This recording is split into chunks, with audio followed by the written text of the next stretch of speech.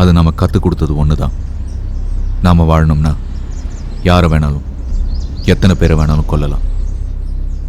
Can நாங்கள் இல்லைன்னா உங்களுக்கு வேலையே கிடையாது. ரொம்ப பேசுற. ரொம்ப பார்த்துட்டேன். நமக்குள்ள ஒரு சின்ன டீல். ஏய், no no no no. Relax DSP.